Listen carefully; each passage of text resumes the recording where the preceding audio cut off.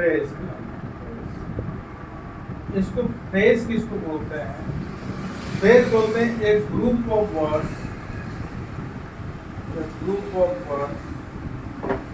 a group of words in a corner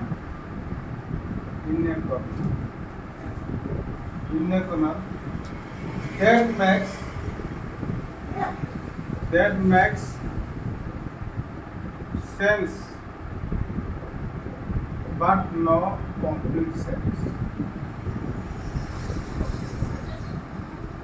is called। मतलब इसका मतलब है करना में रहेगा, उसको फ्रेज कहते हैं, समझे? उसको कैसे बोलते हैं फ्रेज को? The moon rises in the moon rises in the east, इसको हम बोलते हैं फ्रेज, समझे? तो इसको कहते हैं फ्रेज। फ्रेज जैसे कि बोलते हैं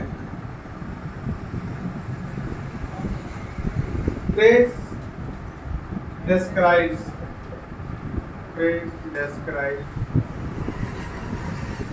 the events, people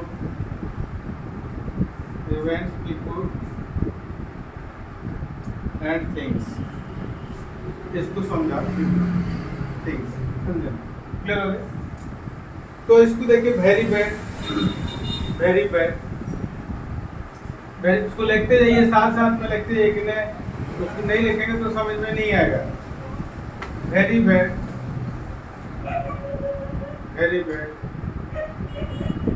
हो गया एडजेक्टिव, उसको एडजेक्टिवल फ्रेज बोलते हैं। Adjectival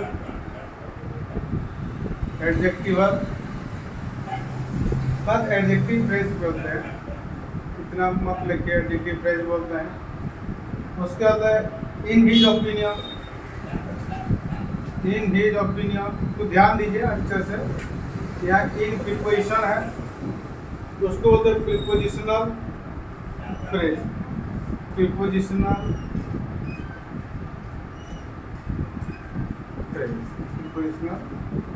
phrase.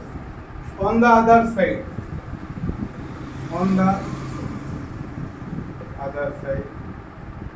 इसको हम बोलते हैं, ऑन द अदर साइड को बोलते हैं idiomatic phrase.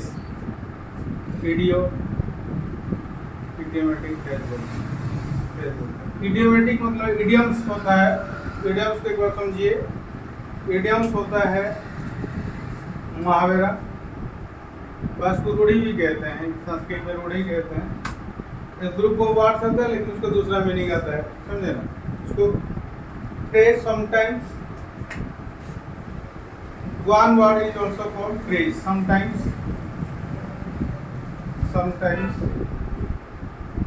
one word is also called phrase। बात समझा? उसके लिखिए फेजल भाग, ये तो फ्रेज हो गया। फेजल भाग, देखो ये फेजल भाग, ये फेजल भाग में क्या होता है? ये इसके भाग है, देखिए फ्रेजल भाग इज ए भाग combined with preposition, underline गुण, preposition, adverb and adverb और both, माने preposition और adverb दोनों ही हो जाता है, समझ आ गया ना? उसका देखिए जैसे ब्रेकअप,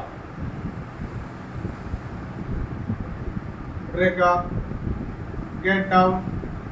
डाउन क्या हो गया? प्रीपोजिशन, ब्रेक डाउन हो गया। बात क्लियर हो गया ना? ब्रेक डाउन, ब्रेकअप, समझे ना? ब्रेकअप मतलब समाप्त होना, गेट डाउन मतलब उतरना है, ये फिनिश हो जाना जिसको बोलते हैं। उसके पहले हाँ, कॉम्प्लीमेंट किसको बोलते हैं? कॉम्प्लीमेंट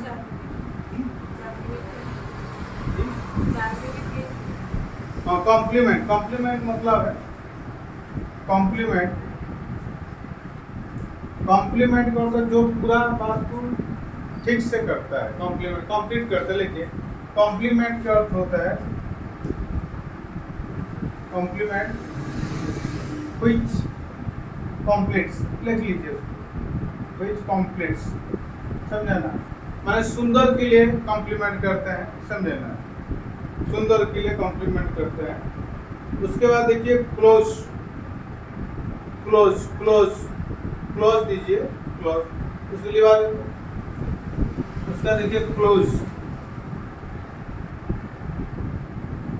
क्लोज, उसको वाक्यांश भी बोलते हैं, मैंने शॉर्ट वाक्य होता है उसको बोलते हैं। सब्जेक्ट रहता है वो प्लस प्रेडिकेट रहता है, उसको हम बोलते हैं क्लॉज। क्लॉज पहली बात दो बार जानना है, एक इंडिपेंडेंट क्लॉज कहते हैं और एक डिपेंडेंट क्लॉज कहते हैं। मुख्य में उसको कैसे उदाहरण देंगे, जैसे राम वॉज, राम सब्जेक्ट हो गया, वॉज प्रेडिकेट हो गया, उसको क्लोज कहते हैं फ्रंट पार्ट। लेकिन जहां पर कि डिपेंड वाक्य रहता है उसको देखिए क्लोज।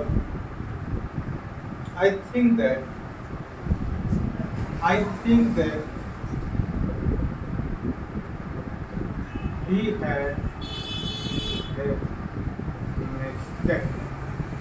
आई थिंक इसको इंडिपेंडेंट क्लॉज बोलते हैं, लिखते जाइए नहीं तो समझ में नहीं आएगा। इंडिपेंडेंट क्लॉज, इसको बोलते हैं डिपेंडेंट क्लॉज, डिपेंडेंट क्लॉज। बात क्लियर हुआ। उसके लिखिए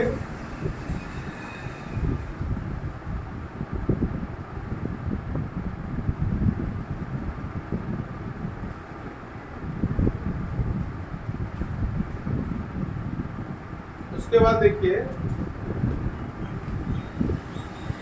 लिखिए I can not start while it is raining. लिखिए I can not start,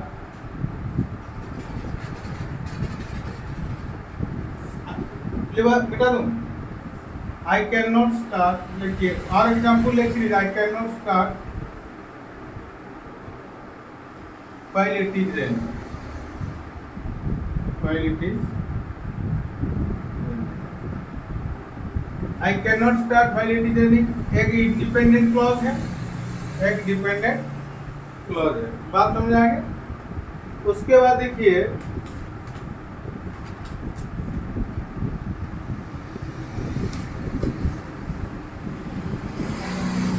idioms,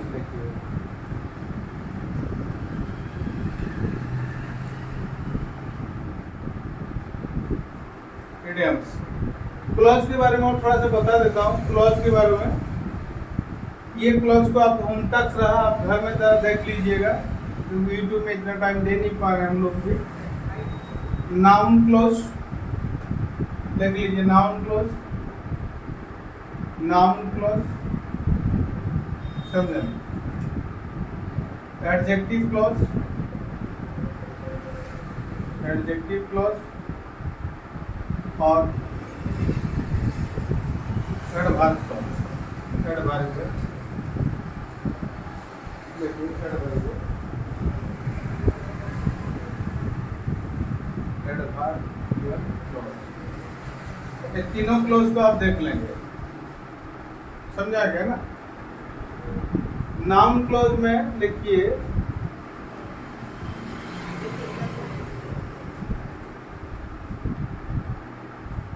noun clause थोड़ा समझा देता हूँ।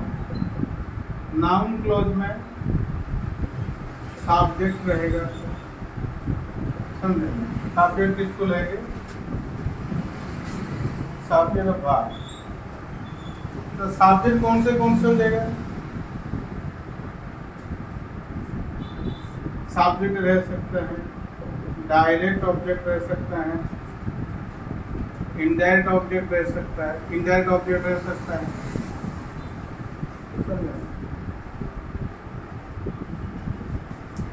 सब्जेक्ट कंप्लीट ऑब्जेक्ट, बोले ना, कंप्लीट करेगा सब्जेक्ट कंप्लीट उसमें सब्जेक्ट रहेगा, डायरेक्ट ऑब्जेक्ट रहेगा, इनडायरेक्ट ऑब्जेक्ट रहेगा, बात समझा क्या?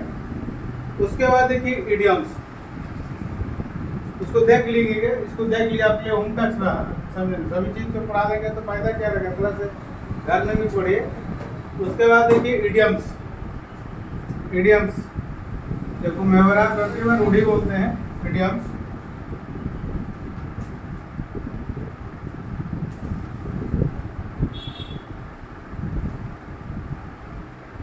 आईडी देखिए टू और मोर वर्ड्स, लिखिए टू और मोर वर्ड्स,